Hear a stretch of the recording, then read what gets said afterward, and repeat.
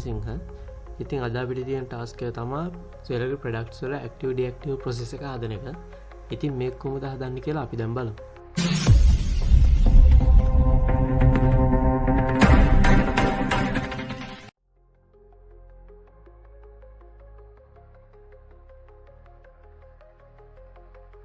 ඉතින් අපි my product file එකේ අපි check box එකක් දාලා තියෙනවා මේ active deactive කරන්න හැම product එකකටම.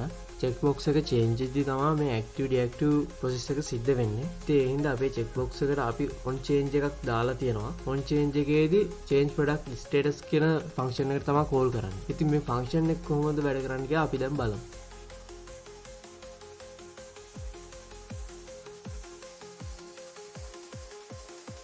function එකට call කරද්දී product ID එක දෙන්න ඕනේ. ඉතින් ඒ දෙන product ID එක form data එකකට append කරලා change product status process කියන PHP file එකට යවලා තියෙනවා. ඉතින් මේ PHP file එකේ deactivated කියලා හරි activated කියලා හරි echo වුණොත් එහෙම page එක reload කරන්න කියලා තියෙනවා. දැන් අපි බලමු අපේ change product status process කියන PHP file එක.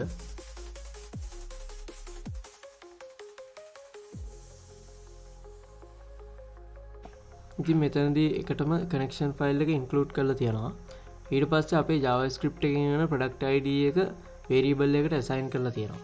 ඒ product ID එකට ගැලපෙන data එකක් database එකේ තියනවාද කියලා check කරලා තියෙනවා. ඒ product එකේ status එක active ද inactive ද කියලා බලලා ඒ product එකේ status එක active නම් inactive කරනවා.